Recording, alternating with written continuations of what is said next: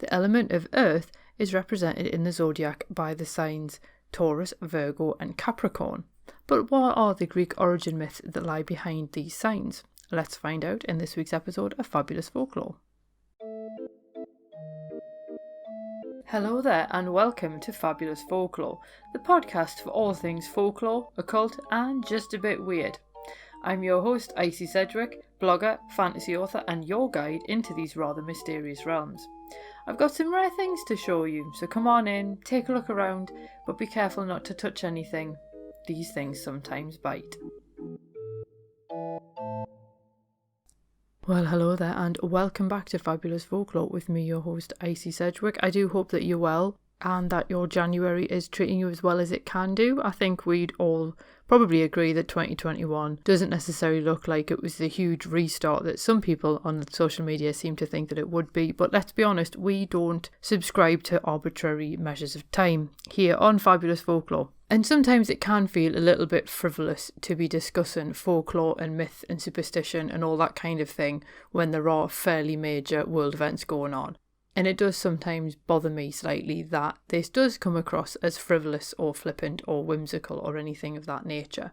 But at the same time, I suppose it's the stories and the legends and the myths and so on of the past do sometimes have some things to offer us about life and humanity and all that kind of thing. So, and I am aware from messages that I do get from some of you on social media that you do appreciate the escapism that the podcast does provide. Therefore, it's under those auspices that I will be continuing as normal, and I'm here basically as a safe space for you at the moment while everything's going on the way that it is. So if you think that I'm ignoring things, I'm not. I'm just not wanting to add my voice to the noise. So last week we started with the origins of the fire signs, and I'm not going to go back through the introduction as to why we're looking at the Greek origin myths. If you're curious, it's in the previous episode, so that should explain everything. And what we are going to do is jump straight into the earth signs, and they are Taurus, Virgo and Capricorn. So if you are any one of those signs, this episode is for you, and we're going to have a look at what their Greek origin myths are. So without any further ado, let's just jump right into it.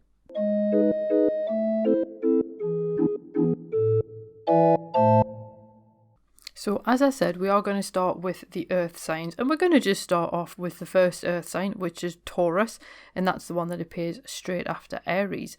And its Greek name is Tauros Krateos, which became Taurus Krateum in Latin, and the name basically translates as the Bull of Crete. As with most of the signs of the zodiac, there are multiple origin stories associated. So if you're sitting there going, oh, that's not the version I heard, that's because there's no one definitive version. I will note for a couple of the signs that there is kind of one accepted version that goes with it, much like Leo, and you'll also find the same with Cancer in the water signs episode. But for most of them, there are various myths, and I will try and address them where I can. But Taurus is one of the multiple myth signs that we're going to be having a look at. So in one version of the myth, the bull actually belonged to Poseidon, the god of the sea, who had sent it to Crete, which obviously is an island. And some versions of the legend believe that Poseidon sent the bull purely so that King Minos would sacrifice it in his name. Trouble was, it was such an attractive bull, Minos couldn't actually bring himself to sacrifice it. Instead, the king kept the bull and then sacrificed a different one to Poseidon in its place, which was a horrendous idea because obviously Poseidon had wanted that one. Minos' wife, Queen Pasiphae, who was sister of the sorceress Circe and King Aeetes, who we met in the Aries myth last week, even mated with the bull. And I should point out that she apparently was inside a wooden contraption made by Daedalus of Icarus and Daedalus fame at the time. We don't really need to think about how that went down, but either way you will recognise the name of their offspring, the Minotaur, and this bull-headed man ended up imprisoned beneath the palace in a giant maze. Now, according to Bacchylides and Hyginus, Aphrodite was the one who made Pasiphae desire the bull, and that's because Pasiphae had stopped making offerings to Aphrodite. On the other hand, Apollodorus claims that Pasiphae's desire actually came from Poseidon, and it is entirely possible that Poseidon was annoyed about the inferior sacrifice of the lesser bull, not the one that he'd sent. If you've ever read Circe by Madeline Miller, she actually suggests that Pasiphae did it on purpose. Obviously, we'll never know one way or the other which one it was, but whichever version's actually true, Poseidon wasn't particularly impressed at Minos deciding to keep the bull. It did not satisfy his notorious temper. So he then turned the bull mad and it laid waste to Crete, which is why Eurystheus sent Hercules to capture it. And then fetching that particular bull became one of Hercules' 12 labours, again which we looked into last week in the Leo and Sagittarius myths. Now Hercules did manage to capture it and then set it free on the mainland, where it then rampaged through the countryside outside Marathon before Theseus finally killed it. After its death, the gods put the bull among the stars as the first of the earth signs. Now, that isn't the only version, like I said, there are several. There is another one which actually claims that it's not a bull, but it's actually a cow, and she actually represents Io, who is one of the many female figures pursued by Zeus, and he basically puts her in the form of a cow to hide her from his wife Hera, and that's why they think that it's actually a cow. Zeus is actually involved in the other popular alternative version, which actually claims that the bull isn't the Cretan bull, but it's actually Zeus in disguise, and in another one of his myths, he actually adopted the form of a bull to abduct Europa, who was a beautiful Phoenician princess. He steals her away from Crete, so obviously we're back to Crete again, and then once he's gotten her far away from people who could help, he throws off the bull disguise and then seduces her in his human form. Their son was Minos, who then went on to become king of Crete. So this is the same Minos who wouldn't sacrifice the bull that Poseidon wanted him to sacrifice. And if this legend is right, then Poseidon was actually Minos' uncle, which is a little bit weird, sending your nephew a bull to sacrifice if that's the form that your father took to deceive your mother. Anyway, this is the Greek myths for you. So whether we accept that it's actually the bull sent by Poseidon, or indeed the bull that then represents Zeus stealing Europa, either way, both of these legends do have the bull emerging from the sea, which can explain why the constellation only actually translates as half of a bull, because its hindquarters should be where Ares and Cetus are. So in the legends we can't actually see them because that part of the bull is still submerged. There are some links between Taurus and the Roman god Mithras, and the main sculpture or image that's associated with Mithras is the Tauroctony, and it basically depicts this human figure slaying a bull.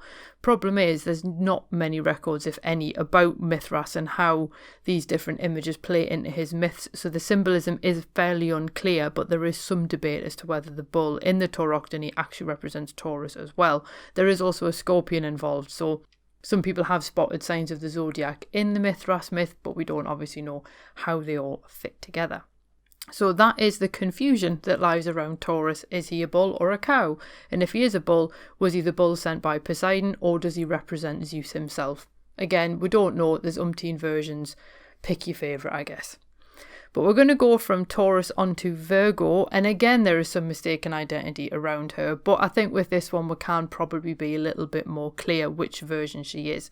Now, she reigns over the harvest period, and she's most commonly believed to be Astraea, the virgin goddess of justice, and her name, which is Astraea in Latin, translates as starry one. Ian Redpath points out that Virgo is the second largest constellation, only Hydra is larger, but it's also the largest of the zodiac, and this is why you do have the difference between the sizes of the constellations and the very, very accurate 30-degree slices of the ecliptic, which give us the signs of the zodiac that we follow instead.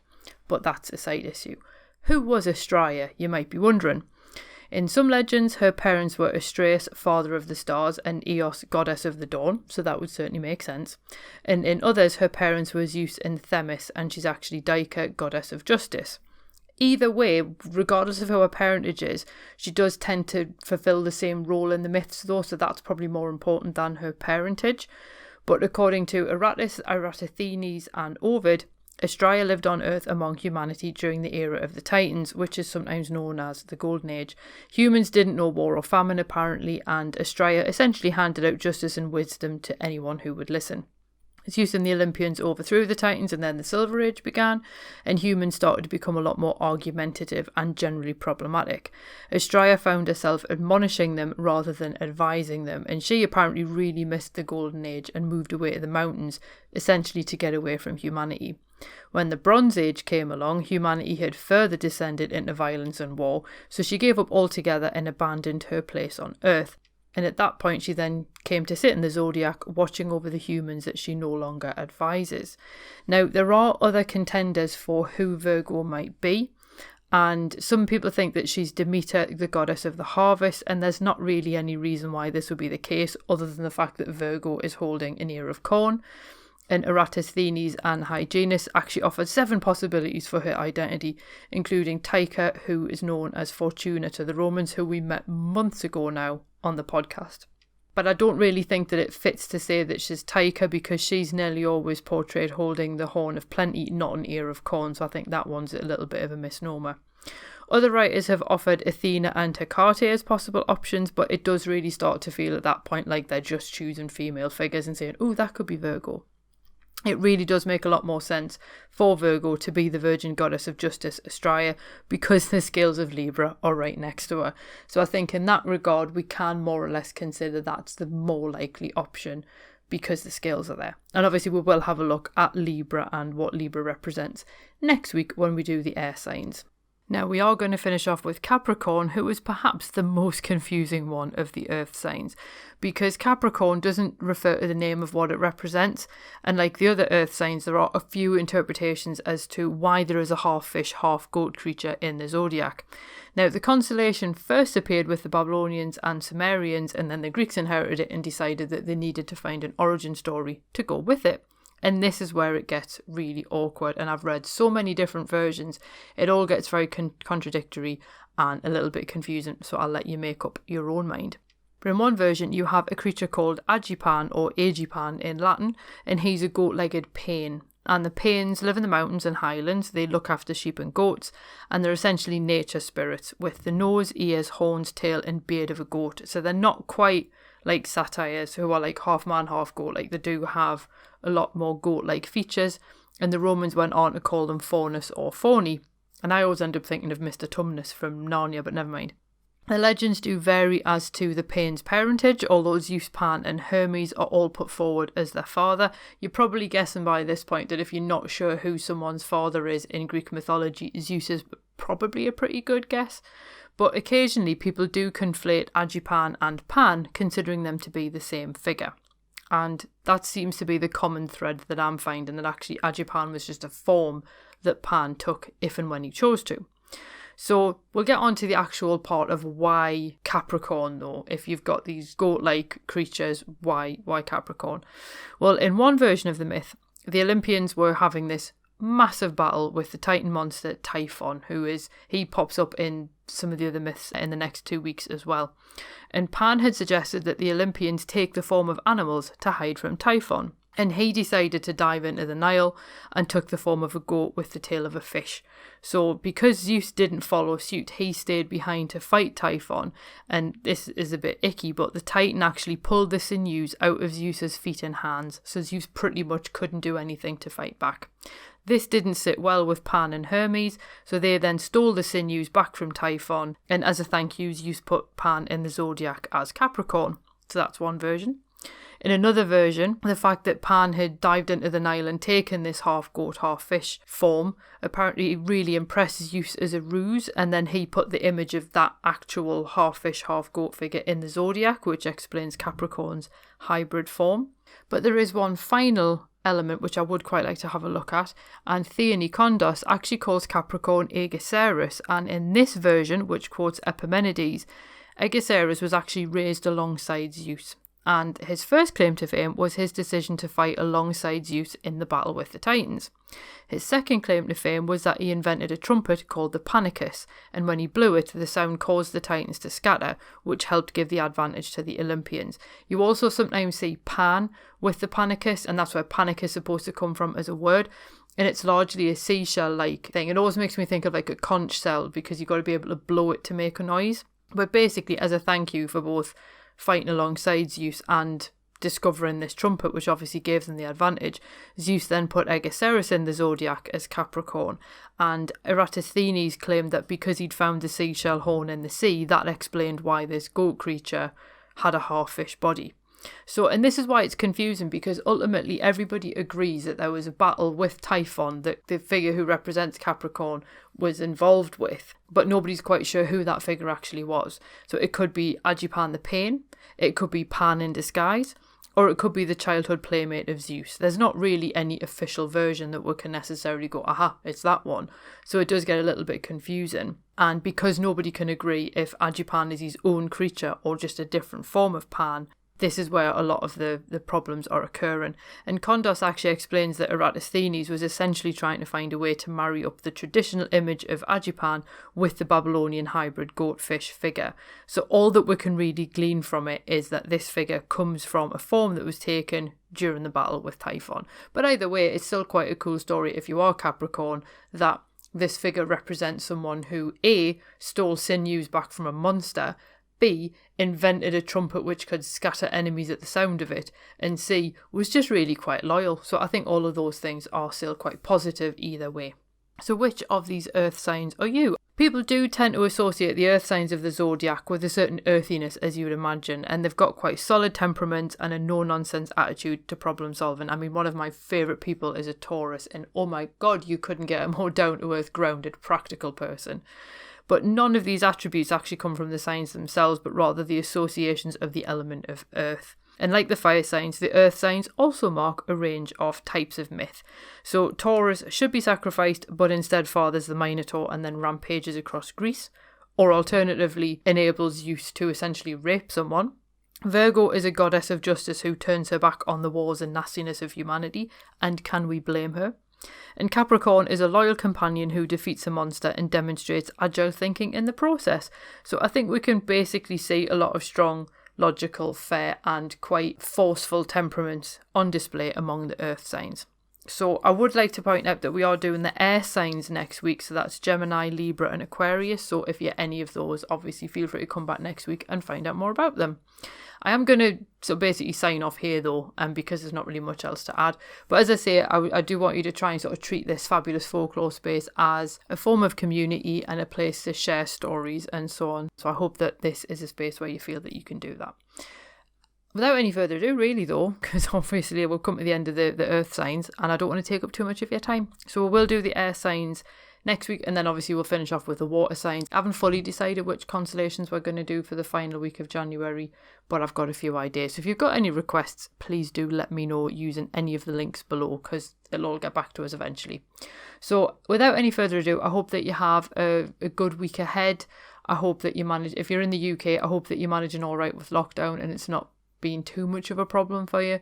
And also if you're not in the UK, I just hope that you stay safe and well. So without any further ado, have a good week ahead. Stay safe, stay well, hug your loved ones, and I'll see you next week. Cheerio. Well, thank you for listening, and thanks for visiting Fabulous Folklore. I hope you enjoyed your stay. If you did, why not consider subscribing in your podcast app of choice? If you enjoy the show, why not leave me a review and help other listeners to find it as well? And if you'd like bonus exclusive episodes of the podcast, then why not support me on Patreon? It does help me to keep the show going, and it means that you get a little bit extra every month as well. And you can find all of the necessary links in the show notes below. So without any further ado, I will bid you adieu, and I hope that you have safe travels wherever you're going on to next.